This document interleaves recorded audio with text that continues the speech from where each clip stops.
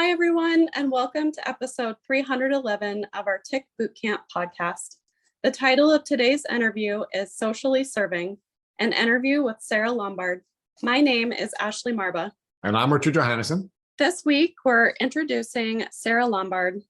Let's look at her journey as she starts as an entrepreneur and then develops Lyme symptoms. Let's look deeply into how her symptoms started and what it took for her to get diagnosed, the difference between being treated by a Western medicine doctor versus a Lyme Literate doctor, and who that person was that gave her that clue to look in that direction. Without further ado, let's listen to Sarah Lombard, Socially Serving. Hi, Sarah Lombard, and welcome to the Tick Bootcamp podcast. Hi, thank you so much for having me. And not only are we excited about having you, but we're really excited about having a special guest co-host in Ashley Marba. So actually, let's say hi to the folks. Hi, everybody. Hi, Tick Bootcamp. Hi, Sarah. Thank you so much for having me. Thank you for coming on. So folks, just so you know, Ashley is going to begin the podcast by introducing Sarah to all of you, and then we're going to go wherever the spirit takes us. So Ashley, why don't you say hi to the folks again and start getting Sarah ready to go on this journey with us. Okay. Hi, Tick Bootcampers. Hi, Sarah. Hi. Why don't you start by just telling us general information, how old you are, and where you're living right now. So right now I am 27 years old, and I have grown up in Michigan, just outside of the Ann Arbor, Detroit area, Canton, Michigan. And almost exactly 3 years ago now, my boyfriend and I had actually moved out to Scottsdale, Arizona. So that's where I'm currently at. Very nice. So describe your life before Lyme. What were you doing for work or school? What was your social life like? Your life with your family, your friends, any special interests? So before Lyme, I felt almost invincible, I guess. It was all the way back in high school. So I was just one of those teenagers. It's been about 10 years ago now. And during that time, I just really loved going out with my friends every weekend. I loved meeting new friends. I loved just being very social. I would be super excited every week to go to like the Friday night football games, the high school football games, and just hang out downtown and just going out to eat a lot, and just being out with my friends, just like your typical teenager who loves, making friends and loves being out. Just really made me happy. And I also had the worst diet known to man. I was eating for my lunch, I literally was eating candy and cookies and sometimes like curly fries. That would be my lunch. And then I'd come home and be starving because I didn't have anything nutritious. And I would just eat more sugar, frozen dinners, all the crazy sugary foods I could find. So my social life was thriving back in high school. My diet, not so much. But yeah, that was really my life before Lyme. It's been a long time. It's been almost 10 years now. So how old were you when you first started to get sick? I was about 17 years old. 17. So you were pretty young. Yeah. And describe when you first got sick. What were your symptoms? And if you have like any specific dates to relate that to. It was back in 2013. So it was really like in my senior year of high school. I kept getting reoccurring infections. I would get UTIs almost monthly. And this was going on for like 4 years. And they never really figured out why I was getting UTIs all the time. So I was just gonna put on antibiotics for 4 years, almost monthly. So then obviously once I started taking antibiotics a lot, I started getting more stomach aches. I was constantly tired. I was becoming very unmotivated. I even quit my sports just because I just felt like all the energy I really had was to lay around. So I really didn't have much energy. And then I just remember having started getting anxiety attacks where I thought I was getting sick physically ill when I was like in a really stressful situation. This was around 2014 now. And then my stomach aches just continued to worsen, and they stuck around more consistently, which is when like other symptoms started to pop up, which was more after or around college. So 2017 to 2018, I was getting the consistent stomach aches, brain fog, very fatigued all the time, and just I couldn't really figure out what was going on. So you said you were in college. What were you studying in college? What were you working on? So I went to school for entrepreneurship and marketing. And yeah, I just really fell in love with the whole business world. I wasn't a big numbers person, so I got into more of like the marketing and the creative side, and really enjoyed that. That's really awesome. Rich, did you want to ask her anything else about more details about how she got started or what she was doing? Yes. So Sarah, why don't you talk to us a little bit about how you're developing symptoms or interfering with your educational pursuits and your personal pursuits at the time that your symptoms first developed? So my symptoms, again, way early back, I had quit sports, and I stopped making plans with friends because I didn't know if I was going to be sick. So it was really hard for me to make plans, especially in the future. Like if people were like, hey, you want to hang out next weekend? I started getting kind of anxious about it. Like, I don't know, we'll see. So I don't know if I'm going to feel sick or not, because I felt bad when I always had to kind of bail on people. And I felt, I guess, kind of misunderstood, because I would, when you tell people like so many times, like, oh, I just don't feel good, or I can't hang out, I don't feel good, people kind of start to get like, you're sick all the time. What, is this just an excuse? So my social life, it was starting to kind of plummet, just because, again, it was hard for me to keep plans, make plans. I stopped really going out of my way to make plans and make friends. And then as far as just education, studying was really hard for me. I felt like the fatigue, just like I would start studying and just like doze off, and I just couldn't stay awake. And then of course, when it's actually time for bed, I couldn't fall asleep at all. Didn't really sleep throughout the night. And then just the brain fog. So during tests, actual exams, it was really difficult for me to remember everything that I was studying. And I just felt like I would blank out and just kind of get foggy and just not remember. It wasn't through college, it wasn't as bad. I was able to just kind of get through it. It was more kind of like, I just don't feel well. It wasn't at a point where it's like, I need to see a doctor, there's something wrong. I kind of felt like that was the norm. And this was all before I really started changing my whole diet and drinking water at all to hydrate myself. So yeah, I guess during all of that, the keeping relationships, building new relationships, and trying to stay focused in my studies was starting to get very, very difficult. So initially you went from being this social gal who made a lot of plans, who ate like crap, and who was an athlete and a good student, to now starting to now have a lot of that taken away from you. You lost your social circle, in part because you were no longer an athlete. So you weren't playing on the teams you had been playing on before. You couldn't go out on a regular basis and eat all the bad food you were eating because you felt uncomfortable with letting your friends down by not being able to keep the plans that you were making. And now educationally, you were struggling because you couldn't put your attention or focus on the work that you had been doing. And now you were starting to struggle there. So now talk to us about what was going on with your family. How were your family members reacting to A, the changes in Sarah, and B, the changes that were going on with you now no longer being an athlete, no longer being a social butterfly, and no longer having the success in school that she was having before that?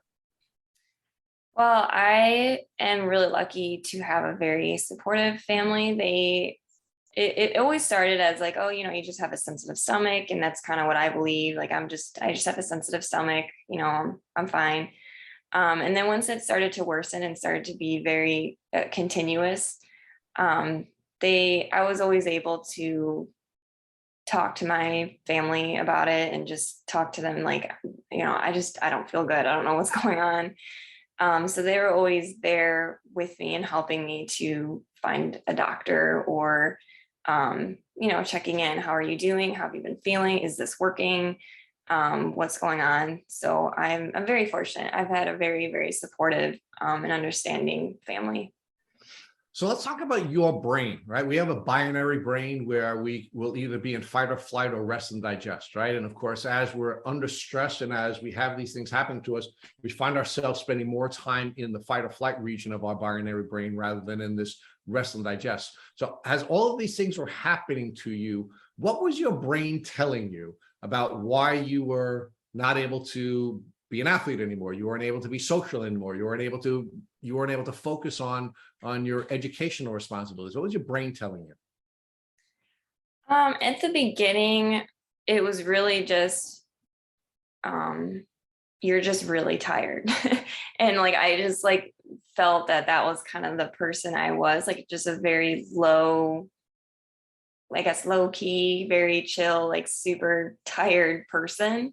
And then I did end up seeing a couple, just my primary care doctors and just, giving them my symptoms. And they would tell me just different things like, oh, you need to eat more fiber, or, everything's fine. We don't really see anything wrong. That's when my brain really started telling me like, no, there's something going on and we need to figure it out, because I wasn't gonna live my entire life like this. It just wasn't acceptable for me. I just couldn't do it. So I definitely got to a point where my brain was telling me like, we need to keep going and figure out what this is. Okay, so on this podcast, we always talk about signals and body signals.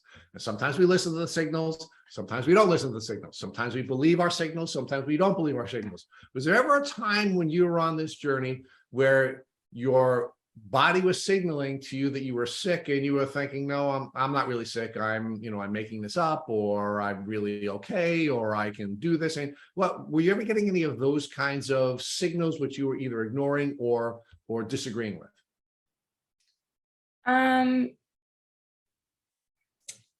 Not as much as like there's like something wrong, but I'm okay. There were times where I would like, again, I would just kind of tell myself like, this is just like normal, how I was feeling.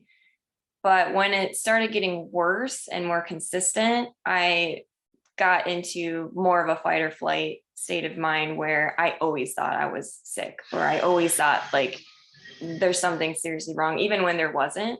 So I guess more of the opposite, where my body would tell me that I am okay, but then I'd start kind of talking myself like into it, almost like, okay, I don't feel this good for this long. Something's going to happen soon. And you just kind of start talking yourself into a whole anxiety. So you get into this loop where you're in fight or flight all the time, as opposed to having a binary brain. You now have a fight or flight brain, and the only thing you're doing is fighting, fleeing, freezing, fainting, or fawning, right? There's only 5 things you can do when you're in that portion of your brain. And now, unfortunately, we also know that physiologically you can't heal, because if you're not in rest and digest, your body cannot heal. So now you're in the spiral of just being sick and being sick and being sick, right? Now, before we get into the doctors, and Ashley's going to talk to you about the doctors you saw and how that went, I want to talk to you about one more thing. And that is, do you remember being bitten by a tick prior to feeling the symptoms that you began to feel when you were 17? And of course, that continued to develop until you were diagnosed at 25.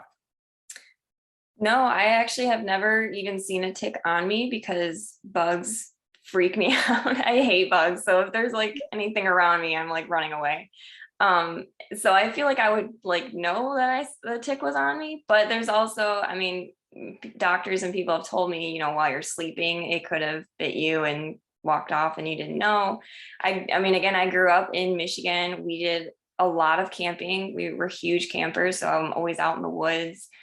So there could have been a time where I got bit and I didn't know, but I've never even noticed a tick biting me. Well, did you know anything about ticks? You said you were a camper and your family was outdoorsy. Were ticks something that you were warned to be careful about and to check for, or was this something that you were oblivious to until you got your diagnosis?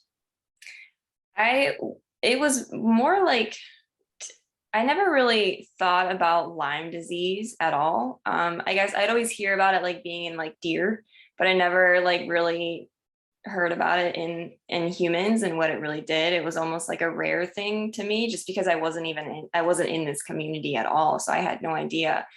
So yeah, it was more just, they're just gross and I don't want them around me, like spiders. I don't like the bugs and stuff. It was more Right. just like, and I've seen like people like around, they'll have a tick on them and they just take it off of them, and it was just like, go about your day. So I never really knew the effects that this would have. So you were generally aware of ticks, and you recall people in your social circles having ticks on them and removing them, but you didn't have any educational information either from school and health classes or from parents and people that you were camping with that suggested to you that this was something that could make you sick and that you should be checking for ticks and you should be properly removing them and taking early intervention steps so that you wouldn't get sick if you found it on you. Yeah, no, I never knew. I haven't learned anything about it. And of course, part of the problem is that ticks are really sophisticated at hiding, right? And 80% of the people who have Lyme disease have never found a tick on them, right? So there are other ways that you can get Lyme disease. You could get it congenitally. There is some question about whether or not it can be sexually transmitted, and there is debate in the community about that. So let's explore that for a second. Do you think anyone else in your family has Lyme disease, and you think it's possible that your parents could have transmitted it to you in utero? It's hard to say because no one's ever been tested except for me. And it was just because I fell across a doctor and explained my symptoms. But What about, like one of the things we see in the community, Sarah, is we get really good at seeing Lyme disease. In fact, what we find with most of our podcasts is that people are actually diagnosed by another person with Lyme disease in the community before they're diagnosed by a doctor. Very, very common, like maybe 90% of the cases where somebody's sick and they're going to doctor after doctor after doctor, and then they bump into someone and says, by the way, that looks like Lyme disease, right? I'm sure you're now a super diagnoser as well, right? Do you see anything in either of your parents that would lead you to believe, not that they've been tested, but anything that leads you to believe that perhaps one or both of them have Lyme disease? No, surprisingly not. I see it a lot in my community. A lot of people will message me and kind of tell me all these symptoms and they don't know what's going on. And I do, do that where I'm like, that definitely sounds like Lyme. You should get tested. Or just even like friends or my boyfriend's family, stuff like that. But yeah, for my family, my parents and stuff they don't seem to have any type of symptom that would make me think that it could be Lyme. So you believe it's likely that you were bitten by a tick, right? You don't think it was passed on congenitally, and you likely got bitten by a tick and you never found the tick, which is, of course, I think the most common way that people get Lyme disease, right? They get bitten by a tick and they're not aware of it because ticks are really good at hiding, right? They're really small.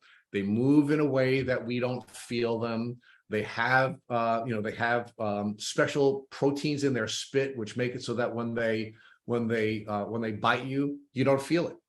And they have immunosuppressive, proteins in the spit, so your immune system doesn't respond to it, and they're just sucking and spitting and sucking and spitting. As it turns out, in most cases, people have ticks on them for 3 or 4 days before they even notice it. When they do notice it, right? So it's on you for a long time, and you just never find it, unless, of course, you're checking, which is why the educational piece of this is so important.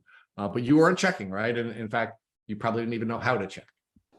Yeah, no, we just would sleep in the woods and we wouldn't be checking for ticks. Sarah, I wanted to say I can relate to so many things that you're saying right now. If I had $1 for every time a doctor told me to eat more fiber, that's the answer to all my problems. I'd be rich. I did want to go back and just confirm. So you said your symptoms started when you were 17, is that right? Yeah. Okay, and so how old were you when you got diagnosed with Lyme disease? I was about, I think 25. It's been about 2 years now. Okay, and how many doctors did you have to see before you got that diagnosis of Lyme disease? I've lost count, but I want to say about 10 different doctors and specialists, because I started with just the primary care doctors, and then they started referring me to all these different specialists, and then a specialist would refer me to another specialist. So I think it was about 10 different doctors. Okay, and what were your symptoms that you had that you're presenting to the doctors? What symptoms are you bringing to the office that you're telling them that you're going through? And then what are they telling you your diagnosis is? In the beginning, it was mainly my main concern was my stomach. I think now looking back on it, my stomach issues kind of masked all my other issues. So in the beginning, I was just talking to different doctors about, I've got stomach aches and it's consistent. And that's when my first primary care doctor just told me I need to eat more fiber. So I did do that. And then I actually started drinking a lot more water because before this, all I drank was pop or soda. People always laugh at me when I call it pop, but pop. In California, we call it soda, and I know. Yeah, I know. Living out here in Arizona, I say pop, and people are like, "Oh, okay, that's not what we say." But so yeah, I was only drinking pop, and so I started drinking more water. I started eating more fiber, and that's actually kind of when I found out my UTIs stopped. I was drinking water. I was just dehydrated all the time, and nobody was able to even just tell me that. So, but my stomach issues weren't going away. So I went back to the doctor, and they were doing blood work. And they just did your basic, very quick blood work. Like, they checked my vitamin D and stuff like that. And they didn't see anything wrong. So they said, I'm fine. But I wasn't getting better. And I just was like, I'm not going to live like this. So I just kept looking for answers. So I went to different doctors, and I ended up seeing a gastroenterologist or GI specialist. And she did everything that she could. I truly believe that they do try to do everything that they are taught to do. And she did all the procedures. I had an endoscopy done, and then I had a colonoscopy done, and they couldn't find anything. Like everything was great and normal. Like I would get my lab results back, and it would just be like everything is optimal and looks great. And I'm just like so confused, because I'm like, there's definitely something wrong. Why can't they see it? Why can't they find it? So that's when she told me that they didn't see anything visibly wrong. So they kind of opt out everything else, like celiacs, leaky gut, stuff like that. And so they just counted it as IBS. So then she sent me to a behavioral therapist who gave me antidepressants that were supposed to also kind of help the IBS, which it wasn't IBS, but I did take it, and I actually got way worse. It like hurt my stomach. I got really sick on the medication. So I knew that wasn't the problem, and I stopped taking it right away. And then I saw a nutritionist who put me on just all these elimination diets. I did the low FODMAP diet, which is very, very, very restrictive, and you're only supposed to really be on it for like 30 days. And I wasn't getting any better. So they just were like, all right, just stay on it, or just stay on it, just stay on it. So I was on it for like 6 months. And at the time I started losing a lot of weight, and I'm not a very big person to begin with. I started at about 118 pounds, and I went down to 105 pounds, just because I couldn't eat. And then also being on a restrictive diet, I wasn't able to really eat much of anything at all. So when that wasn't working, I kind of just stopped seeing her, and I kind of just gave up for a while. And then that's when we ended up moving to Arizona. And that's kind of when I started to dive into health myself. So again, I have no idea. I don't know anything about Lyme disease at this point. I never was taught about it, or, we didn't really talk much about it. So I started just really diving into health books overall. So I started learning about gut health and the gut and brain connection and nutrition and what food does for our body. And I just was learning all of these things and totally transforming my diet I literally used to come home and eat spoonfuls of brown sugar. Like, it's disgusting thinking about it now, but I just was like so addicted to sugar, I would just eat it. And now I've transformed it into just, I eat lots of plant-rich foods, and I eat, healthy proteins, and I stay away from sugar. I drink tons of water, stuff like that. But I still wasn't fully getting better. So then I started getting frustrated because I'm like completely changing my diet, and I've done everything that everybody's told me and everybody has suggested and doctors have told me. It's not working. So when I got a job out here, there was a coworker that I was explaining my symptoms. And again, it was mostly the stomach symptoms. And then he kind of asked me more about like, well, how are you feeling mentally and stuff like that. So I was like, yeah, I guess I'm like really tired all the time, but I never really thought about it. The brain fog. I didn't really even know what brain fog was until I discovered Lyme. To me, I just thought that was just who I was. So that's when he referred me to his doctor, because he was diagnosed with Lyme disease. And when he first said it, he was like, I had Lyme disease and this is what it sounds like, and you should see this doctor. And I was like, no, I have stomach issues. This isn't Lyme disease. I don't know what that is. Like, this is totally different. And I just did not believe it at all. So I saw this doctor and told him my symptoms, and he asked me about different symptoms again that I never really thought about. And that's when we did different tests. And when he couldn't really figure out what was going on either, he then was like, okay, I want to test you for Lyme disease. And they did, and it came out positive. So you now have a Lyme disease diagnosis. Yes. You have an answer to all the health questions that you had before, right? You've been on this battle for now 7 years, right? Or 8 years. How does it feel to finally have a diagnosis? It was scary at first. I always had thought like I've always like been like, I want a diagnosis because I need to find answers. And when he did give me that, I had a lot of questions and it was scary. But then I started feeling kind of relieved because I'm like, okay, well, help me, fix me now that we know what's going on.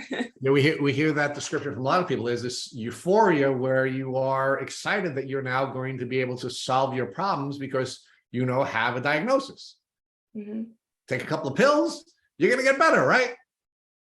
So how'd that work out for you, Sarah? How did that euphoria either help or hurt you as you're now going on this journey?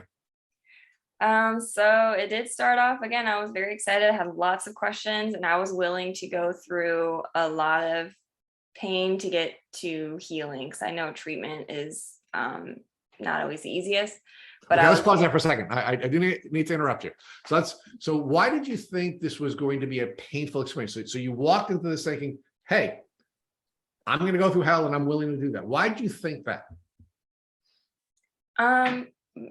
Because I had a lot of, I guess, previously with all the other like misdiagnoses I've gotten in the past, I've had to go through a lot of very difficult, I don't want to say treatments because it wasn't like a treatment, but like the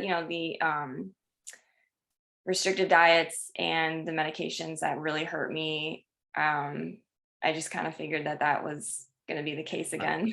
So you'd been through hell already, so you knew that you might have to continue to go through hell in order to be able to get to the other side and get better, right? Yeah. So how did you feel about all the doctors you had seen before? You saw at least 10 doctors, probably more, prior to getting this diagnosis. And as I had predicted during the early part of the podcast, you were actually diagnosed by a fellow Limey, not by a doctor.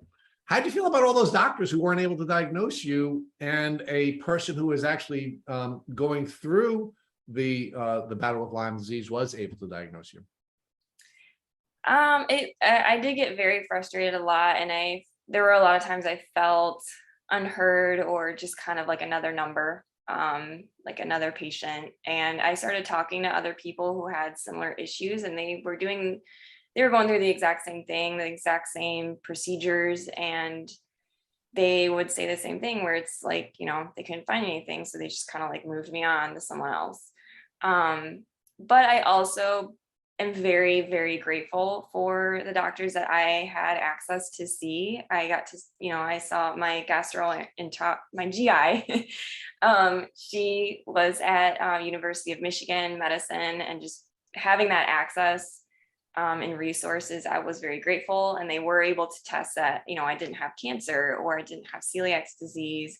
So well, but you didn't have any of those diseases. You didn't have any of those. So it's yeah. good that they tested and found that you didn't have, but they didn't find what you did have, right? Yeah. So, I mean, so I wonder, again, with younger folks, doctors are the most revered or respected people in my community, that there's a doctor, he or she is wonderful. They're really smart. And in the culture that I come from, my mother's Italian, you certainly respect the doctors.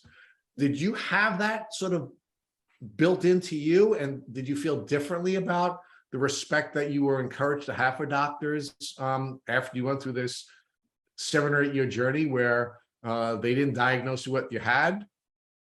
Yeah, I grew up same thing where, I respected doctors, and I always grew up where it's like, if you're sick, you go to the doctor and they make you better. But then after several years of no one making me better, I didn't lose the respect. But I did learn that I need more than one opinion. And I did learn that, this doctor might not be able to help me. And, they know what they know. And if they can't figure it out, I need to find another opinion. So, yeah. So Sarah, and I wouldn't expect a nice young woman like you to be disrespectful, but was the illusion gone for you now? Because the way I describe it is, I was under the illusion that there were these really special people who had these special powers who would make me better the minute I walked in, right? It's an illusion. It's false, right? So did the illusion now leave, and are you now looking at the medical community differently? And if so, how is that guiding you when you're taking your next steps? Definitely. Yeah, the illusion. Same thing. I always believed you go to a doctor and they can make you better. And knowing what I know now, I've just started to learn that a lot of our Western medicine is heavily prescribed and heavily just masking symptoms. It's not very proactive or preventative. And instead of digging to find like what is the root cause of my problems, they just kind of give you a pill and you take it, and then you take the pill and it gives you other symptoms, so you got to take another pill, and then that pill gives you some other symptoms and you got to take another pill. So I started losing a lot of trust in the pharmaceuticals, definitely, and just the overprescription in Western medicine. And I did start to believe that I feel like they need to be taught more about preventative and even holistic natural medicine, because our bodies are not supposed to be living on medication. It's not like a natural thing. It's a good band-aid, but you need to find the root cause. So I did definitely lose that illusion of that. But the other piece of this is, not only do they have to learn to have better capacity to diagnose and treat us, but they also have to learn how to be more respectful of us, right? Because although I complimented you a moment ago for still being respectful of the hard work and capacity of medical professionals, and we should still respect that. We certainly have to stop being deluded, and we have to have a healthy relationship with doctors. But the only way we can have a healthy relationship with doctors is, first, if we define what we want that relationship to be, and secondly, if they're open to having that relationship. So talk to me about what you started to see as you started out on your Lyme disease journey. Were you defining the relationship that you wanted with doctors differently, and were the doctors now open to having that type of a healthy partnership with you? Sorry, my cat came in and distracted me. Can you ask that again? Yes, that's okay. Yes. So we have many cats and many dogs participating in this podcast. So what I'm asking you is, you now have the delusion of the superheroes with superpowers being able to make you better is gone, right? You're still going to be respectful of doctors. You still believe that doctors can be helpful, but you now have to have a different relationship with these people, right? But in order to be able to have a healthy relationship with these people, you first have to define what you want the relationship to be, because the delusion is now gone. And they have to be open to having a different relationship that they traditionally have with patients. So now, are you now, Sarah, now defining your relationship with doctors differently? And are these doctors, as you're beginning the post-Lyme diagnosis portion of your journey, are they open to having a different relationship with you than you've had with any doctor in the past? Yeah, I've definitely, I mean, I've really noticed the traditional doctors. I've had a lot of great doctors. They would listen, and I want to believe they felt empathetic. But I also had a lot of doctors that would almost gaslight my symptoms, and just, I mean, again, they just sent me to a therapist, and they were like, I guess basically telling me it's all in your head, or, you're just kind of thinking yourself sick. And that's what happened to you, right? I mean, you were sent, when Ashley was asking you about the different doctors you saw, you were sent to a behavioral therapist, right? Yeah. You were given medication for a mental health disorder, correct? Yes, and the IBS, yeah. So well, it made your IBS worse, right? So clearly your doctors are saying to you, there's nothing physically wrong with you, it's in your head. So let's send you to a doctor who can give you behavioral therapy, and let's send you to a doctor who can give you medication that can help you resolve what's in your head that's making you sick, right? Yep. And it was like almost out of pocket too, so I couldn't afford it. And but Sarah, you knew you weren't mentally ill. You knew that you were physically sick. You said the signal kept telling you that there was something wrong with you, but being the compliant patient that you are, you followed the path that they'd given you. You went to see the doctor they wanted you to see. You took the medication that you wanted to take, and it made you sicker. Right? Yep. So what impact did that have on you emotionally, right? You were gaslit, right? You were told there's nothing wrong with you. You have to go see someone to work with your behavioral challenges or your mental health challenges. What impact did that have on you when your body was telling you that you were sick, but your doctors were telling you no, that you're mentally ill? It was very tough. There were several points in that time in my life where I just wanted to give up and just kind of accept it and live like this, I guess. And there was another part of me that just didn't want to give up. And I had made other appointments, because I always had, whenever I talk about it, I'd always have friends telling me like, oh, you should see this doctor, or this doctor helped me completely, and you should see this doctor. So I always had a lot of referrals. And I, again, just from being like gaslit in the back or in before, and not having any diagnosis ever. And at this point, it's been like 5-6 years. There were many times where I just wanted to give up and just quit. But I would talk to my boyfriend or my family and just kind of get that motivation back to see the next doctor and just hope maybe this one will give me something. So I kept fighting. So Sarah, now you have a diagnosis, right? So now you have a supportive family and a supportive, intimate partner who's encouraging you to continue to fight, and that's really helping you, right? And that's wonderful, because that's an important part of sort of having this, what we like to call the light support, right? But now let's talk about the dark side, right? So you've been gaslit, you've been told that it's all in your head, you've been misdiagnosed, but now you have a Lyme disease diagnosis, right? Mhm. Now you're looking back and saying, all right, now I'm going to prove to all of them that they were wrong. I'm going to get better to show them that I was really sick. Talk about sort of the, because we like to talk about the dark motivation and the bright motivation, right? Or the light motivation. Any of that dark stuff where you're like, I'm going to prove them wrong. It was more to prove myself. It was more for myself because I just would think a lot about my future and just like think about like my wedding and just stuff like that, and just kind of think like, oh, like what if I'm sick on my wedding day? Like that would be the horrible thing. Or what if, you know, I have kids and I can't go to their sporting events because I'm so sick. Like I just like really always thought about my future, and that made me very depressed.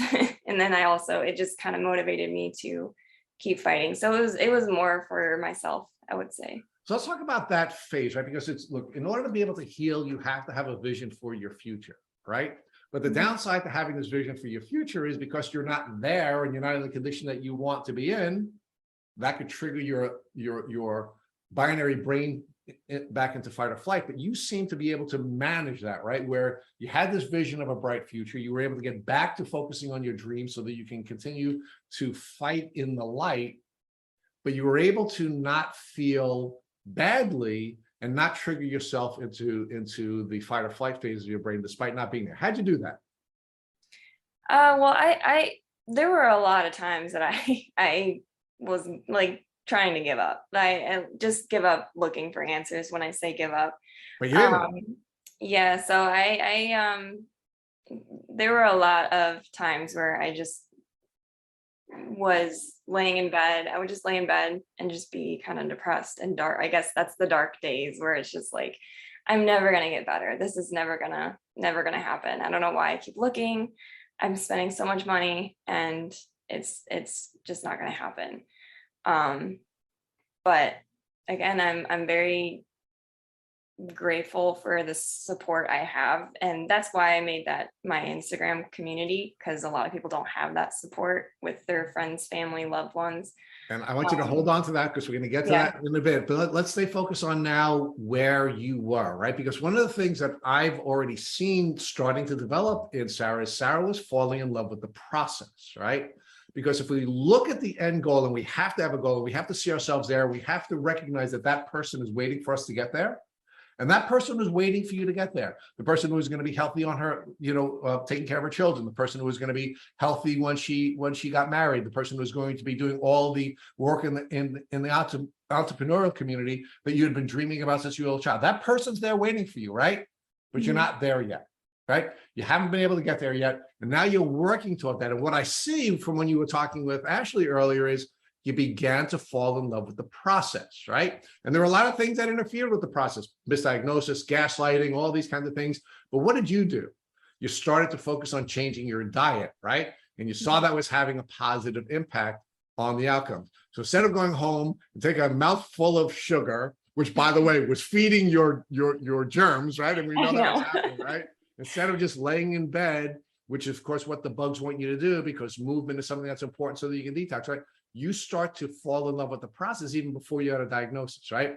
And so you made the changes in your diet and you got a little bit better, but it wasn't where you wanted to be. It wasn't that person that's going to be the person that's waiting for you to get there, right?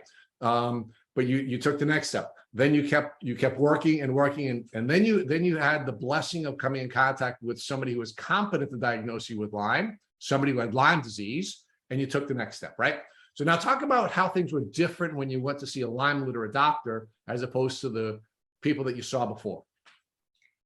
I felt way more heard this time because we did a lot of tests. Like I would tell him my symptoms and then he would be like, all right, let's try this treatment or this approach and see how you feel. So I try it and I don't feel better. I go back to him and he's like, all right, that didn't work. So let's try something else. Whereas before the doctors would be like, all right, well, that didn't work. So I don't know, they just kind of whatever. So, well, let's focus on that because you said you felt heard, right? And that's one of the big things that I think is a problem with doctors who are not Lyme Literate doctors, right? In most cases, what we hear from our guests is the doctor is telling you how you feel or how you should be feeling, as opposed to doctors asking you how you do feel and how we use that as a way of pivoting. So was that a difference in your experience, and how did that change your feeling about the signals that you receive and how you're going to interact with your doctor? Yeah, it made me more excited, because I guess more optimistic, because I feel like this doctor was gonna find the answers for me. Like, if this wasn't the answer, we're gonna find it, and we're just gonna keep digging and digging and digging, and we did, and we're still working on it, but Well, but you and your doctor were going to find the answers together, right? I mean, isn't that really yeah. the change in mindset, that the doctor now values your input? The doctor now wants to, because the real problem with Western medicine is there are a limited number of tests that they can give us. They give us those tests, and if they don't give us a result, then they just look at some symptom that we may or may not have been even given them an opportunity to completely describe to them. And then we walk out with some medicine that may or may not work. And in most cases, it doesn't work, right? Whereas what we see, one of the big differences that we see with Lyme literate doctors is, first, they take more time to talk to us, right? Second, they're listening to us in a way where they're valuing the input that we're giving, because they know the best test, the best information comes from us, as opposed to a blood test or a urine test or whatever other kind of test they can give us, right? That stuff is never going to be as good as the signals your body's giving to you, which they can help you to interpret. Is that what was happening with you now? You have somebody who's now really listening to the onboard testing system that's much better than those other things that they give us? Yeah, definitely. And I completely agree when you say where, traditional doctors kind of tell you how you feel or how you should feel, because I have been told, you're too young to feel like that, or I don't understand what you're talking about. What does that mean? Or whenever I try to explain my symptoms, where as the Lyme literate doctor listened more and just wanted to actually hear, and he understood, and he had a lot of patients going through the same things, so he understood. He's like, I get it, and he was really listening to me. So isn't the real problem with gaslighting what you saw, which was you start to lose faith in your signals, right? The onboard system of tests starts to be something that we don't rely on anymore, because the experts, the people we respect, the people we're deluded into believing are, these wonderful people who have superpowers and can make us better, are now telling us that our onboard system is not working, right? And we stop believing in it. And is that what was happening with you until you finally found a doctor that valued and empowered your feelings? Yeah, definitely. And it's funny you say that, because when I would see these the other doctors, it was again, they misdiagnosed me with IBS and just behavioral mental, depression and stuff like that.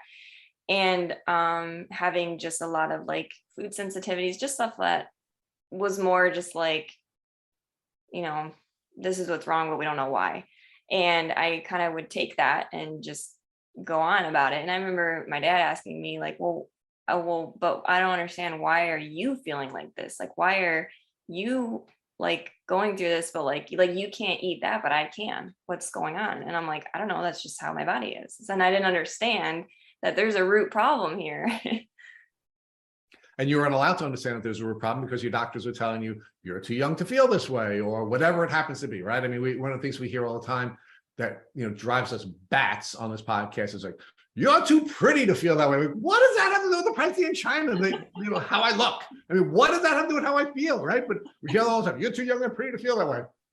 How can that come out of your mouth? Yeah. So tell me, you've probably heard that too, right? To your doctor's appointments, and you try to look as terrible as possible, so they don't say that to you. Yeah, put pale makeup on. Yes. Look at my dark circles. Yeah. So now talk to us about the first treatment that your Lyme literate doctor gave you, and did the doctor give you an outline of what the process would be?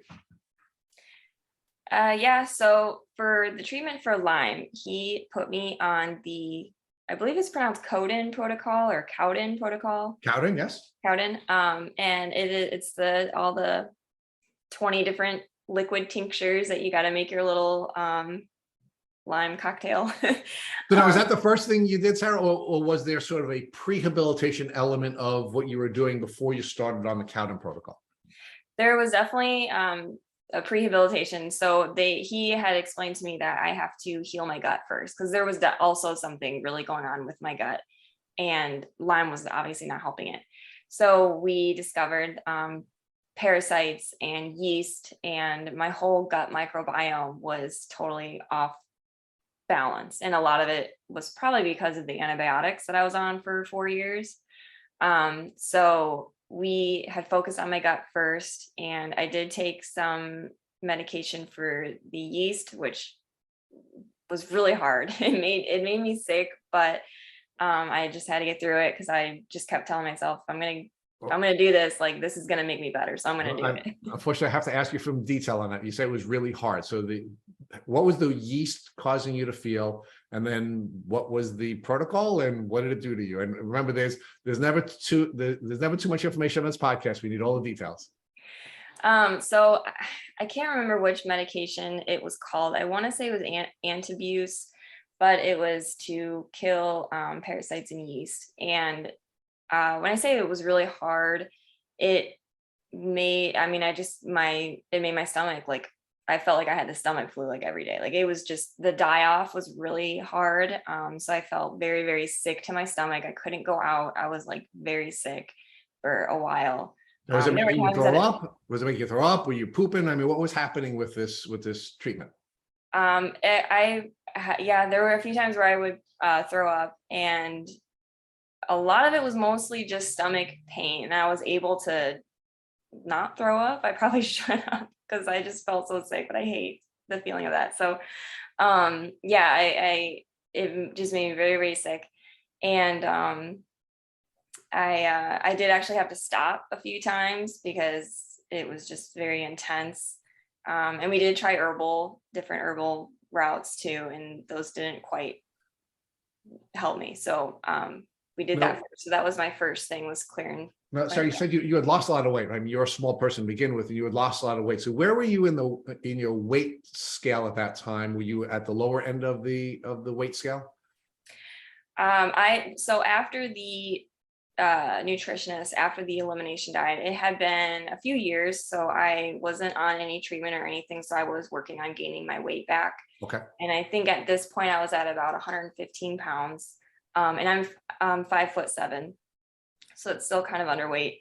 And it wasn't until I started the Cowden protocol that I did lose a lot of the weight. All right, so I want to say with the prehabilitation phase of this first, right? So the doctor told you, hey, we have to deal with your stomach issues, we have to deal with the yeast, we have to deal with the parasites. Was there anything else that the doctor was encouraging you to do? Meaning, did you talk to the doctor about your diet? Did you talk to the doctor about your sleep patterns? Did you talk to the doctor about movement and exercise? I mean, were there any conversations about that during the prehabilitation phase of your treatment?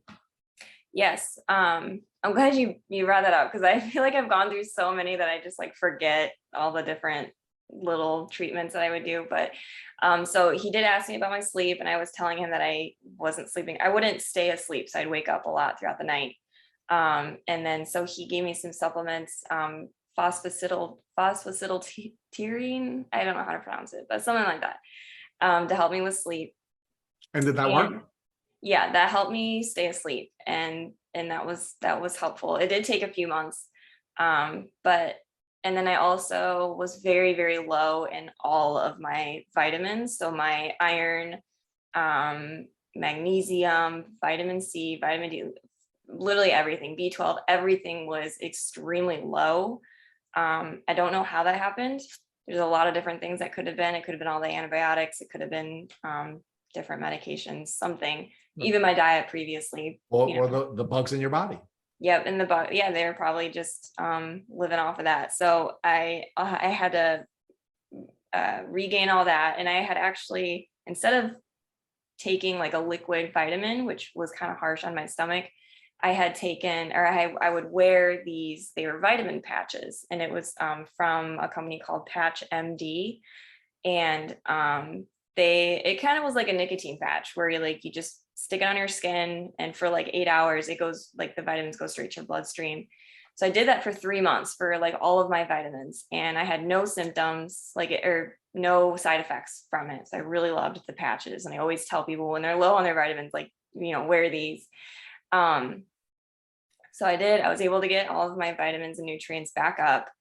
And then I was regulating my sleep, because he was saying that your gut health and your sleep is all very important, and to getting ready to heal the Lyme, like you have to heal that first before you can heal your Lyme. So Sarah, was anything else with sleep other than the supplement, meaning where was the doctor recommending that you be intentional about the time you go to bed and the time that you wake up? Make any recommendations about resetting your circadian clock, anything like that? A lot of that stuff I had taught myself. So I learned a lot about just like having a routine, and because we're very like habitual creatures. So having that night routine, turning off your electronics. I don't sit on my phone in my bed. I don't like to have like the blue light before I go to bed. I don't eat. I usually stop eating like 6 or 7 p.m. and I go to bed at like 9 or 10. Sometimes there were nights where I was like trying to make it to 9. I just fall asleep so early. But yeah, so a lot of that was more self-taught. I learned a lot about just having that nightly routine and the nutrients too. Okay, so you had already built up a skill set with nutrition. So you were staying on the clean nutritional path, not eating all the sugar and greasy foods you were eating. You're now learning about how to set an intentional sleep schedule yourself, and adding to that the supplements that your doctor was giving to you during the prehab phase. The doctor identified that you were low on particular vitamins and minerals, and you're now taking a patch and other types of supplements. What else are you now doing in conjunction with your doctor, either prompting you to learn some things or recommending that you take certain steps during the prehabilitation phase of your journey? I mean, during all of this and the years after seeing my GI nutritionist, I took a lot of I learned a lot on my own. So again, I was reading a lot of nutrition books, listening to a bunch of podcasts, going on the social media community and figuring out what other people are doing. So yeah, I had learned that you have to like get rid of things that the virus can feed off of. So that would be, getting rid of refined sugar, because they feed off of sugar, and they loved you. Yeah, no, they were loving me at that time. So I love that brown sugar. Yeah. So so I definitely had to clear all that out. So we were helping my sleep, getting my nutrients levels back up to optimal level. I was eating as well and healthy as I could. And Sarah, what about movement? You were an athlete before you got sick, right? And of course, one of the things we know that happens when we get sick from Lyme disease is the bugs don't want us to move. And they were successful in doing that, right? I mean, you were a prime candidate, full of sugar and now not moving, right? Did the doctor suggest that you had to start moving again? And did the doctor talk to you about the difference between exercising aggressively and exercising in a more passive way, so you can get the movement, but it wouldn't be immunosuppressive? Yeah, so that was more while I was doing the Lyme treatment. So he had actually warned me while I was doing Lyme treatment that I'm going to feel very tired. And it wasn't like the fatigue tired. It was like I'd walk up the stairs and be out of breath kind of thing. And it was just because my body was fighting this virus at the time. So he had warned me about that. And he did let me know to rest when I need to rest, but try to stay active in the sense of, going for a walk. Don't overdo it. He warned me, like, don't be lifting weights, because I was lifting weights trying to, gain my weight back. So he was just letting me know, like, you should stay active, doing yoga. He recommended yoga, Pilates, walks, anything light, just to keep movement. But so that was something that he recommended when you got to the kill phase of this, when you were killing the bugs, but not as part of the prehabilitation. He wasn't recommending that you go through preparing yourself to detox before you started the kill. It was when you were doing the kill. Mm-hmm. Right. Okay. Anything else? Let's stay with the prehab for a minute. Anything else that your doctor gave to you, or anything else you picked up through your now participation in the Lyme community, where you were getting yourself ready to now kill these bugs and getting your body ready to deal with killing the bugs? There was one other thing that we had worked on. So I got tested a few times for my cortisol levels, and they were extremely high, and my estrogen and progesterone levels were all way off balance. And at the time I was on birth control.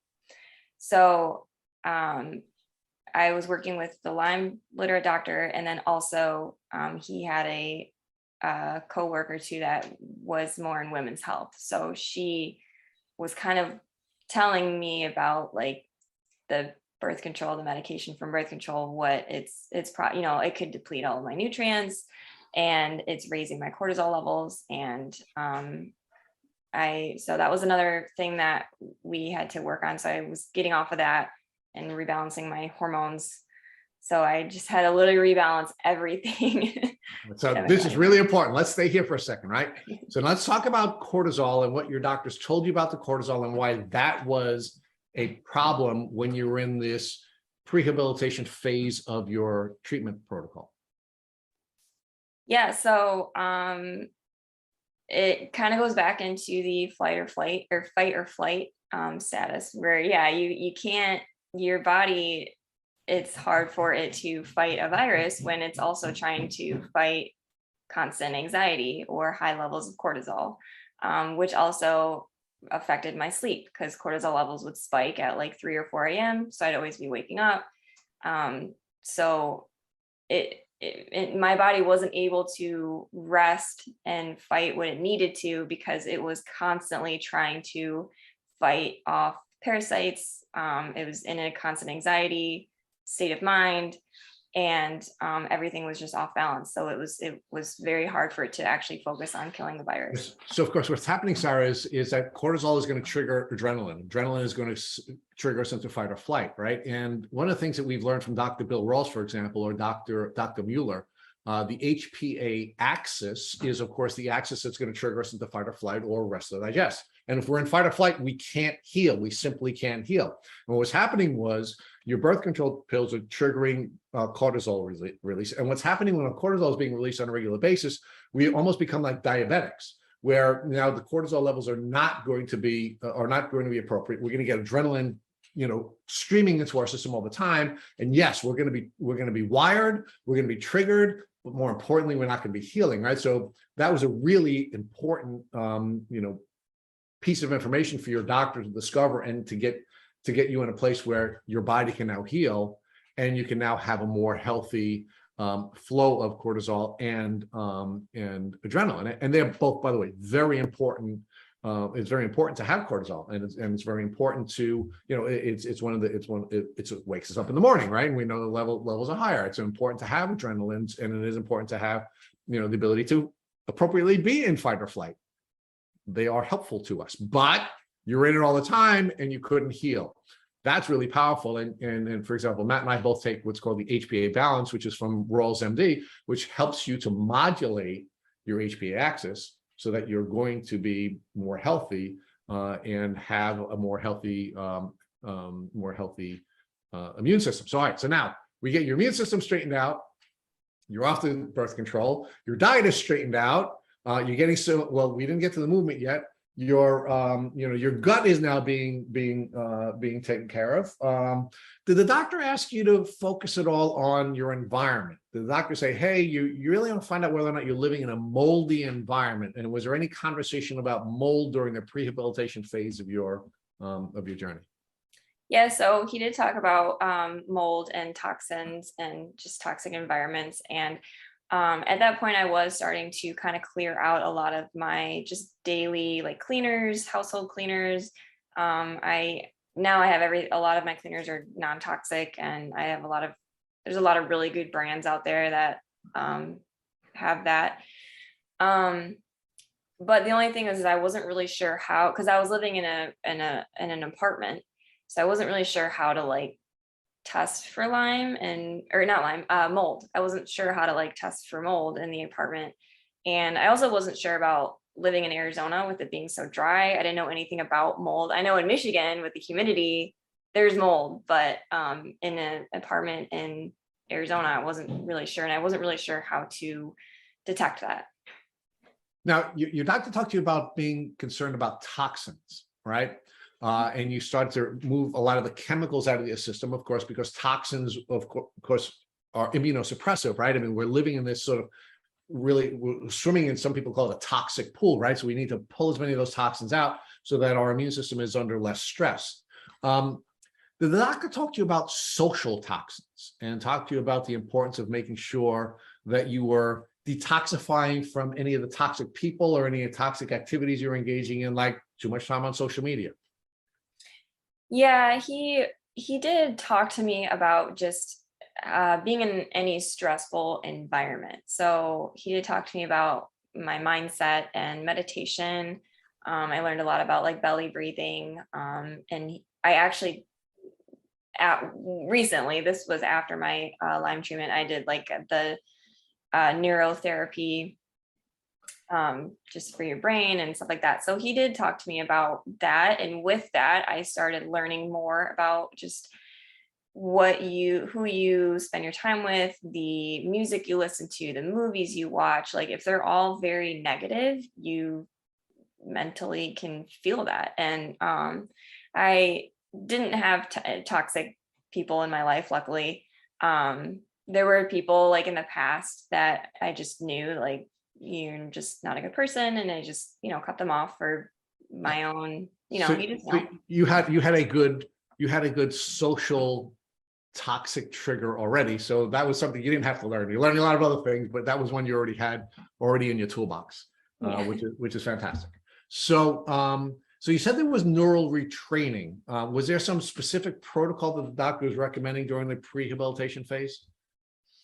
No, so this was actually after. So this was this past summer. I did the neurofeedback therapy. Okay, so we're gonna get to that in a minute. So let's now talk about. So it sounds like we've gotten through it all. So we had you worked on your sleep, you worked on your diet, you worked on the chemical releases that the birth control pills were triggering. You had your vitamin patch, so you were getting your vitamins and mineral levels up to an appropriate level, and you were dealing with your gut issues, including dealing with the yeast and the parasites as a prehabilitation, right? Now let's talk about the kill. When did the kill start and how did it start? Was that the Cowden protocol? Yes. So I started with the Cowden protocol. And this was 2 years ago, back in I think about like now in October. Yeah. So I started that, and it was difficult. Yeah. But- So now you're in the Cowden protocol. Talk about what the protocol is. Meaning, you said there were a lot of tinctures and a lot of bottles. So let's talk about that first piece of it, because one of the things we hear from a lot of folks who have used the Cowden protocol is it's very effective, but it's onerous. I mean, there's a lot of bottles and a lot of times you have to take it. So talk about that piece of it and how you organize yourself in this phase, both from an organizational standpoint, physically, and from an emotional organizational standpoint, to be ready to now kill these bugs in your body with all of these different bottles that you have to take. Yeah, so luckily at this point I am working from home. So just before this, I was working in an office, and it would have taken a lot more organizational skills. So I was working at home, and this was, so I was working at home, and it was a few tinctures. I can't remember like how many total, but you would basically get this book that would tell you start off slow, and you would get, let's say, 10 to 20 different tinctures, and you would take 3 of them and do 5 drops of this, 5 drops of the other one, 5 drops of the other one, and then mix it with some water. And you would do that with different tinctures throughout the day. I think it was 3 times a day, morning, lunch, and then in the evening. And then it would start to add up. So eventually had to do 20 drops of this one, 20 drops of this one, 20 drops of this one, 20 drops of this one. And it was 3 times a day. And it was very like, tedious because you have to like make sure you're counting the drops, and especially when you have brain fog, I would like lose count and just be like, oh, I don't know how many I have in here. So it was very tedious. And then the traveling was very hard. So I didn't travel a ton at the time, but my family's still in Michigan. So we would go, let's say, back to Michigan for Christmas, or we took a trip with my family to Florida, and it's all liquid tinctures. So going through the airport, they're all under 3 ounces. So I was able to put them in a bag and go through, but they would always question me. Like they'd lift this bag full of all these liquids and be like, is this yours? And I'm like, yeah, sorry. Like they have no idea what it is. And I can't, explain to them like I'm doing Lyme treatment, because a lot of people aren't aware. So it was definitely the process of it was tedious, but I was able to just stick with it. I would set alarms on my phone and reminders, I guess, more so, and just remind myself, like, take this now. And then, I could even prepare it. If I'm doing it in the morning, I could prepare for the rest of the day. Because I think it could last about 24 hours before you could drink it. So how long were you on the Cowden protocol? I was on it for 9 months. Okay. Now, during that 9 months, you said that you had some issues at different times where you had to come on and off of it. What was going on that made it so you had to come on and off? Were you herxing and it was too much, or what was happening there? So the Cowden protocol, I didn't have to come on and off of it. That was the yeast medication. Oh, okay. So yeast you went on and off of. Talk to us about the Cowden protocol, and were there any challenges? And is that when you first learned about what a herx is? Yeah. So that is definitely when I learned what a herx was. So for the first month, I was fine. I was doing all right. And then the next month, I started just getting tired. So again, I'd like walk up steps and just be out of breath. Or kind of like when you go to Colorado and you're like walking, it's like less oxygen, where you're walking uphill and you just like feel so out of breath. You're like, it's really weird. So that was kind of the very beginning. So that's when I stopped being able to really work out. Again, this is what he warned me.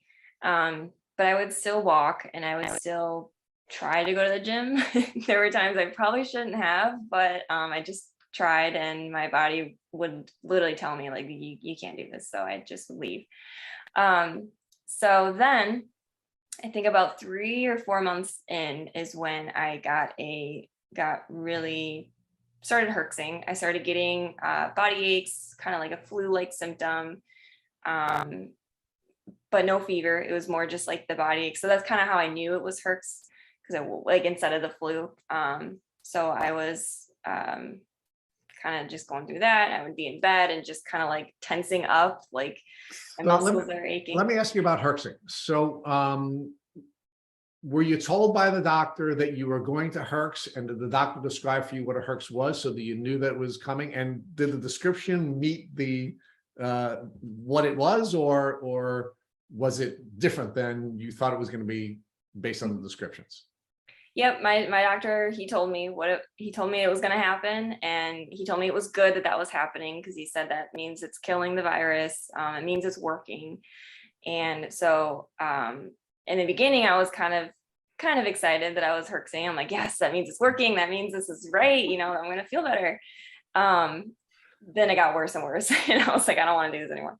But yeah, so he did warn me, and it did match up to what he was saying. There were times though that it was almost, so this was around COVID. So just before Christmas, I believe it was 2021, we were going to fly home to Michigan, and I had a full-blown herx, like the worst kind, like the worst it gets, for me at least. And it was fever, chills, aches, like everything. And I didn't know if it was COVID, I didn't know if it was flu, and I didn't know if it was herx, because it all feels exactly the same. So I got tested for COVID, and it was negative. So that's when I was like, okay, this is probably herx. And then also my boyfriend wasn't getting sick, so it wasn't contagious. So I actually had to cancel my flight and reschedule it for a different day, because I was just at the time I thought it was COVID, and I just was herxing so bad I would probably faint if I walked through the airport. So now, did the doctor give you any tools to manage the herx or to help you to reduce the effects of the herx? Yes. So the Cowden protocol had it was called Berber Panella, and it was one of the tinctures that you could take to help with the herx. So there were a couple times I had to take just some medicine to help with the fever, but the Berber helped with the aches and pains a lot. And then also heating pads helped a lot. My boyfriend helped me with just like muscle massages a lot. But yeah, the Berber helped me a lot. It was just a tincture that you would put 20 drops in water every 15 minutes as needed. And that's actually another indicator how I knew it was herx, because I was starting to feel better after taking that. And so that told me it wasn't a flu. Was there anything else that the doctor gave you other than the element of the Berber Panella from the Cowden protocol? Did the doctor suggest maybe you should back down a little bit on the amount of tinctures you were taking? Did the doctor say you should have more movement so you can detox a little bit more? Or was there anything else that the doctor recommended that you do so that you wouldn't be in so much pain with the herxing? Not really. I mean, it was more just the Berber, which helped a lot. And again, I mean, he did warn me that it was going to be bad. And he told me to get a hold of him if it was getting obviously worse and worse and worse and not getting any better. Like if it got to a toxic point, which it never did. At least I don't think. I'm kind of a fighter. So like I have to be like basically dying for me to like go back to the doctor and be like, I'm not okay. So I definitely, yeah, I just fought through it, and I, after a day it was better, and then it would be kind of the waves. It wasn't a consistent horrible pain. Yes, so Sarah, one of the things that's making me a little anxious about the fighter mindset is that we've actually interviewed some folks on this podcast who have treated a little too aggressively, and it actually made them sicker, right? So that we sort of have to strike this balance between recognizing that yes, when we're getting a herx, it's working, and that's a positive thing. But if we're fighting too much and we're willing to be in too much pain, actually that can actually hurt us. And we even have a couple of folks who've interviewed who were wheelchair bound because they fought too hard and they took too much, and they didn't have unfortunately a system that allowed them to detox. So we always want to sort of do that warning, raise that warning flag when we have a tough gal like you who seem to be lucky enough to get through this without getting hurt worse. But we really do have to balance that herx because it can be harmful. So now you finished the Cowden protocol, you have a really good outcome. Were there any other steps in the kill phase of your treatment? Or did you move into the rehab phase right after the Cowden protocol? Oh no, you tried Disulfiram, right? What was that? You used Disulfiram, right? Yes, that was after the Cowden. So after 9 months, we retested, and he explained to me that it knocked some of the Lyme out. I think like 30%, it knocked it out. So he wanted to take a more aggressive approach and do the Disulfiram. So now how did the doctor test you to determine that you were 30% better, or there was 30% less of the bugs in your system? So they diagnosed me through the Western blot test, and he kind of explained it as like, he kind of was saying, it's very difficult to remember, but he was saying that there's like, let's say like 6 proteins, and he said like 2 of them like broke down or whatever. Right. So of the 6 bands, you were down to 4 bands with the second test. Yeah. All right. And did he use any other testing other than the Western blot, or he was relying purely on the Western blot? I believe it was just a Western blot. Okay. So now he recommends that you now try Disulfiram, and how'd that go for you? I did not last more than a few days on it. So he explained to me like the intensity of it, and I joined some Facebook groups of people that were also on it, and I just heard it felt like almost everybody was like having these success stories where it was really, really tough, but their life has completely changed. Like Lyme is gone, and they're they're so much better. So I was so eager to do it. And he did tell me about the reaction to alcohol. So he actually explained to me that it was previously used for alcoholics and getting them. So when you drink alcohol while taking it, you get very, very sick. So it deters you from drinking alcohol. But then during the research, they actually found that it kills Lyme disease. So, and it's very effective. So he explained to me about the alcohol, but then he also said, even like topical alcohol, because I wasn't even drinking alcohol at this point because would get sick from it anyways. So he said even like hand sanitizers, nail polish remover, like anything that contains alcohol, it will make you very, very sick.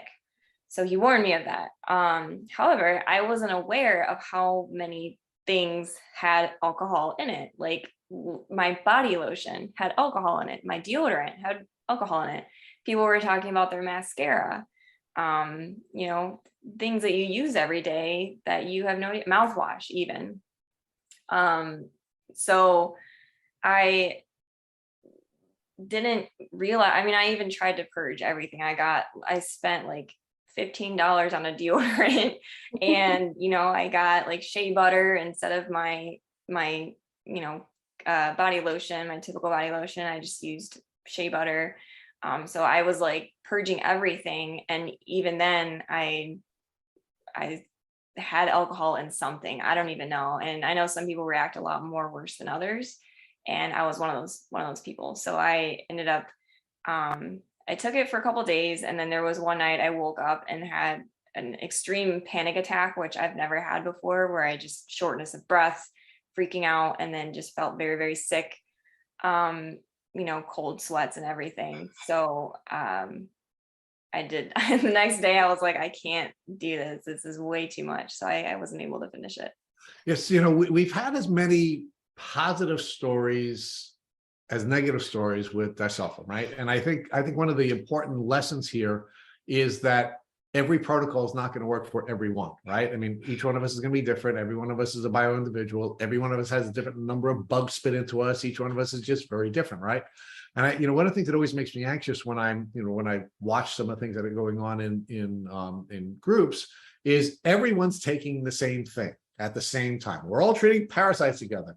And it just makes me really, shake my head and pause because, that may be what you need. It may not be what you need, but if you're all doing it together, I would guess most of you don't need it. And it's probably not the best way to treat, right? So that's sort of the downside. That's the downside to some of these social groups where you're encouraged to all do the same thing when it may or may not be working for you. And for you, that often wasn't working. And one of the things that we have heard with some regularity is that folks have mental health issues when they're using Disulfiram, and that in those cases it's something you have to walk back and probably think about whether or not that's a good tool for you.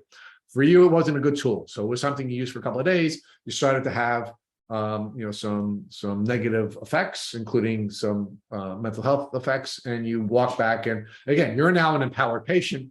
You're now somebody who makes decisions about whether or not she's going to use something, and now this is not going to work for you, and you walk back and you say, I'm not doing that, which is awesome, right? It's very different than the experience you had when you were in your pre-diagnostic phase, and they say to you, go to a behavioral therapist, and even though you don't need it, you go take these drugs. You take the drugs, right?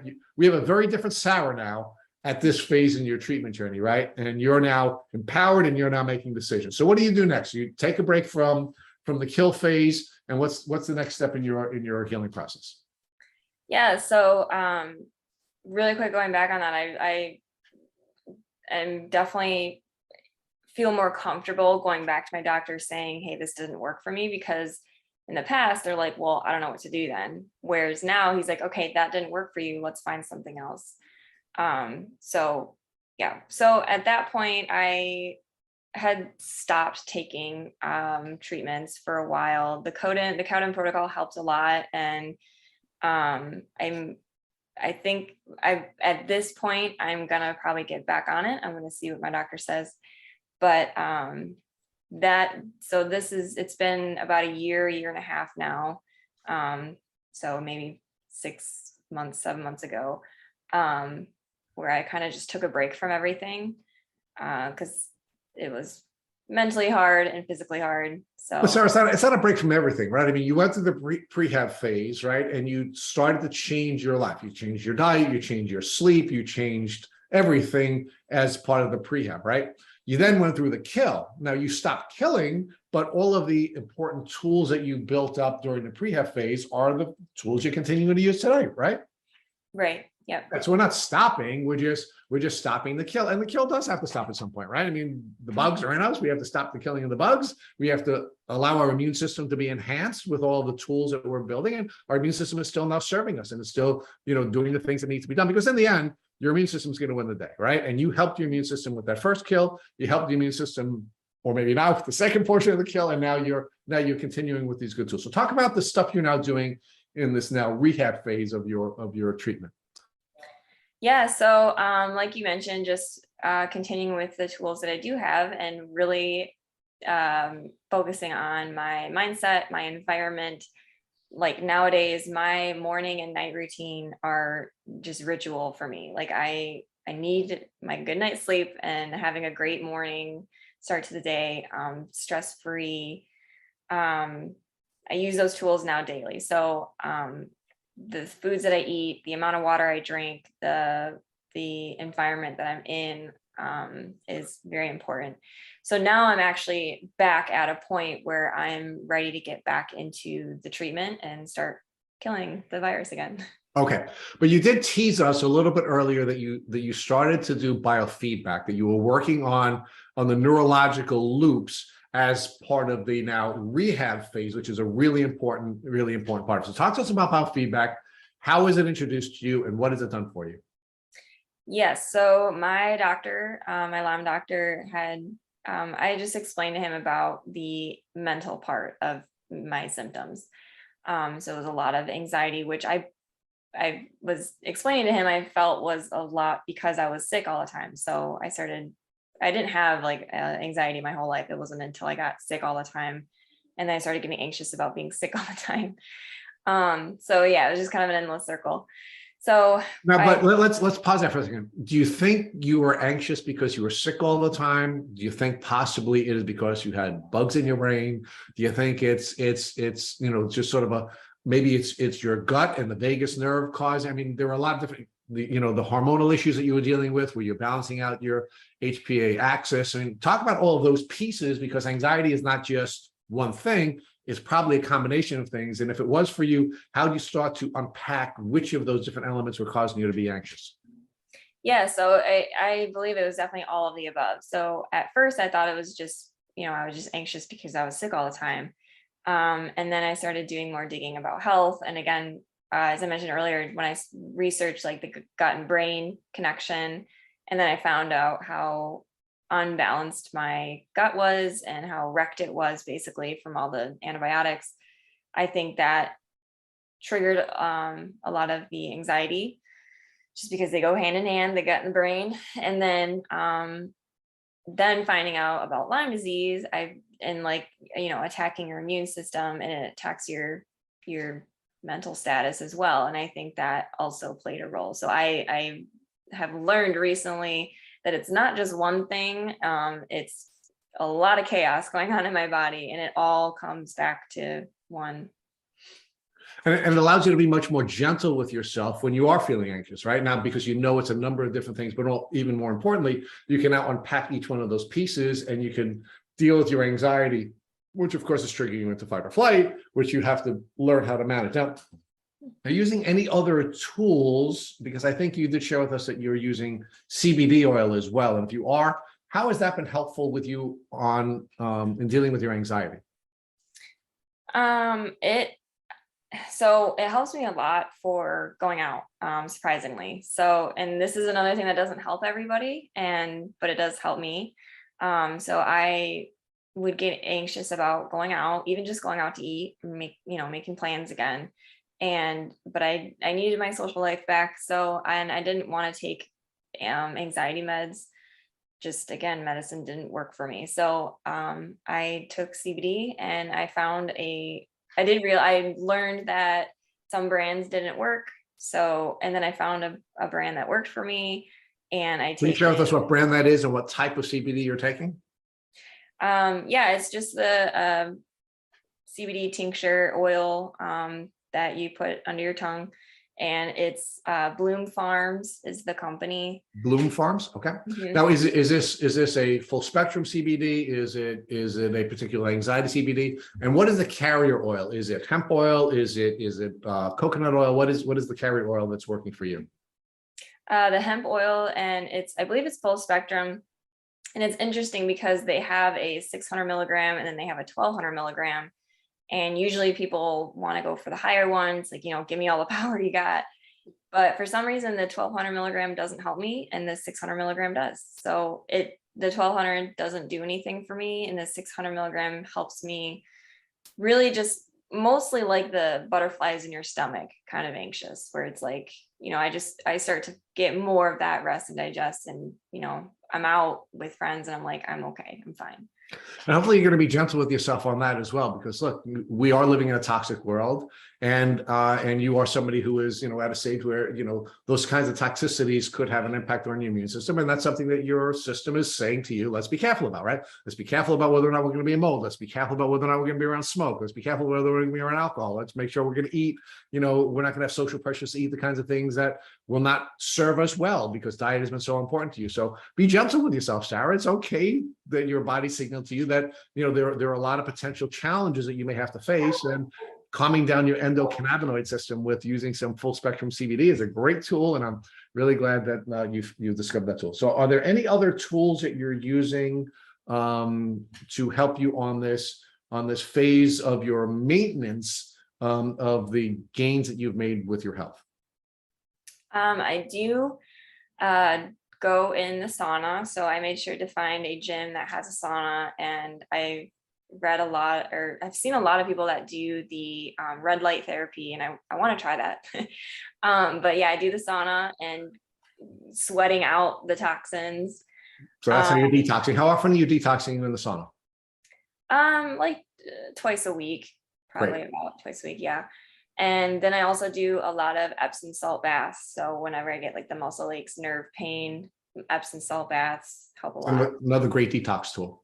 So you're exercising by going to the gym. You're going in the sauna, and you're using Epsom salt baths as detoxing tools as part of assisting your immune system, which is killing off the bugs in your system going forward. Anything else that you're using that we haven't talked about? Not necessarily like a specific item, but having, again, that morning routine. Like for me, hustle and bustle is very stressful. That's my stressful environment, when it's constantly go, go, go, go, go. Right. So waking up, having my either morning tea, or I'll have lemon water. And I like to do my stretches and my yoga, and like I like quiet. I don't want to get up and like be like talking to people and on my phone and seeing the chaos in the world. So that has been extremely important in my day-to-day life, is having a quiet morning. So an intentional schedule so that you can start your day in a healthy way. Yes. Yep. So you're now intentional about the time you go to bed. You're intentional about the time you get up. You're intentional about the steps that you take after you get up, so that the machine is now working properly, and then you can go forward with your day. Mm-hmm. Okay. So, and this is brilliant stuff. It really is fantastic stuff. So now let's talk about the last set of questions I'm going to ask you before Ashley talks with you about the transformation. And I want you to take a moment now and look back at the 17-year-old kid who first started having her symptoms. And I want you to tell her what you would tell her so that she could have a different experience on this journey, because you've had a long journey now over the last 10 years now of your life. What would you tell her so that she would have a shorter set of steps to take in order to be able to make the great gains that you've made? Well, the first thing I would tell her is listen to your body. I feel like that's super, super important. And just remember that you may not be who you are right now, who you want to be right now, but you're a work in progress, and you are going to get there. If whenever you get through a bump in the road, like you're gonna get through it. And also just get more than one opinion. Not, doctors are also human beings, and sometimes they are wrong, or sometimes they just don't know. So, it just always take that next opinion. Don't listen to just one opinion and go from there. And especially if you, again, feel it in your gut that that's not the right answer. So, and that's very powerful, right? I mean, that's a really important part of the lesson that you've taught everyone with this podcast, which is you had to get to a point where you are now allowing the internal system to be listened to, as opposed to these outside testing systems, right? And you had to develop a healthy relationship with the doctor so that you could partner together in achieving the outcomes that you have achieved. Now, in the same vein, are there any things that you would do differently that you did do? Meaning, are there things that you did that you wouldn't do, or the things that you would have done earlier or differently than you did do them on the healing journey? Well, knowing what I know now, I would have taken the holistic route much earlier. I would have, they were the only doctors that actually helped me really in the long run. So I would see more holistic nutritional doctors. And was there anything either in your culture or your experience or your training that created an impediment for you to get to the natural doctors earlier? Because in most cases, what we find is people sort of like get through all the Western doctors, they all suck, fails for years, and you're like, all right, I'll try them. Were you in that position as well?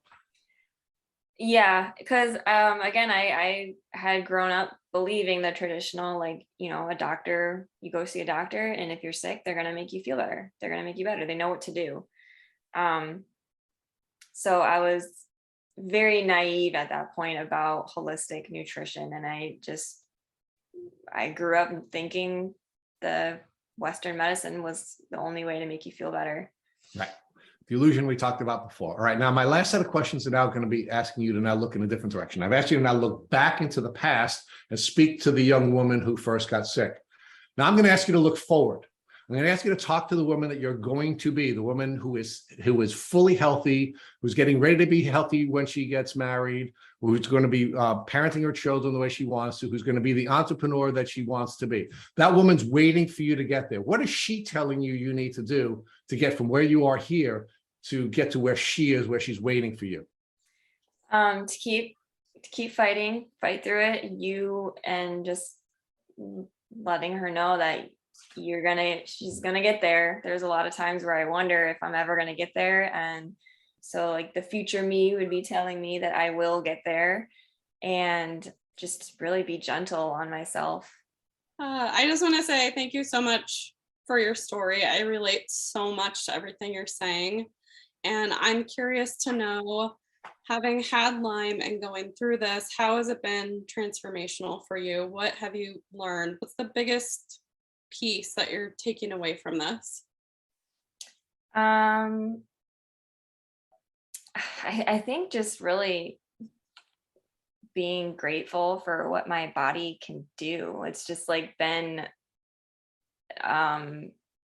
really eye-opening to see how easily and quickly you can damage your body, and then also just how amazing your body can work to heal itself. Like it just knows what to do, and it's so crazy to me. So yeah. It is so amazing how resilient we can be when we're under pressure, and to see what we can go through and how we come out on the other end.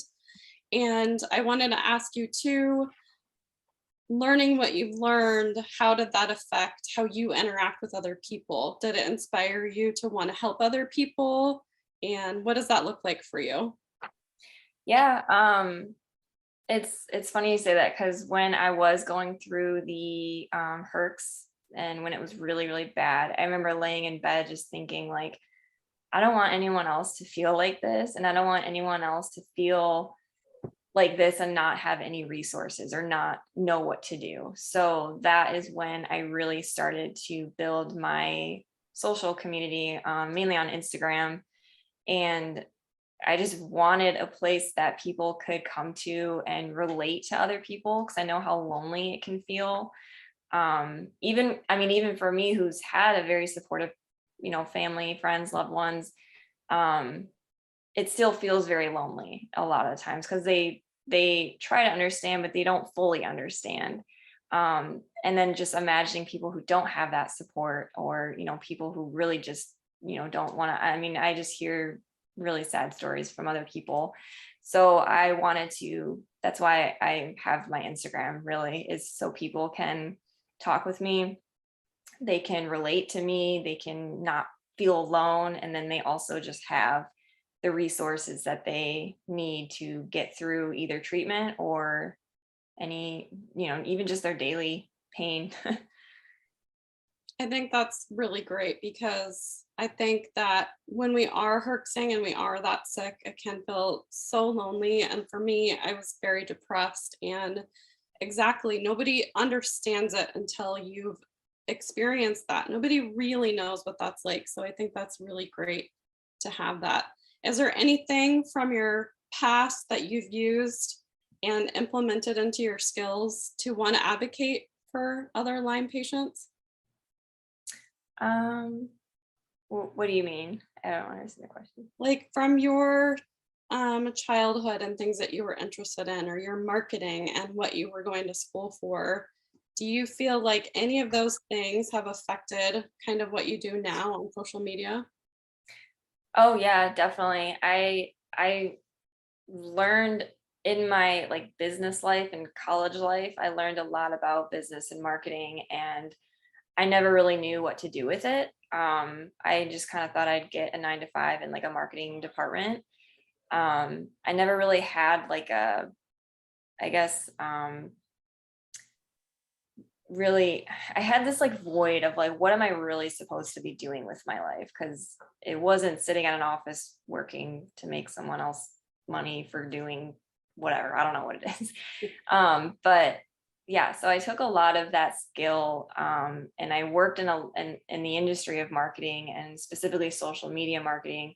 And I got a lot of really great connections and have worked with some really amazing people on the whole back end, and learned a lot about that. And then I implemented that into my social media, and in a way that so I can get my page so people will see that I have this community that people can come to. So I think a lot of my marketing skills have been implemented in my social media. And I'm not making any money from just having an Instagram. It's really just for people to come to.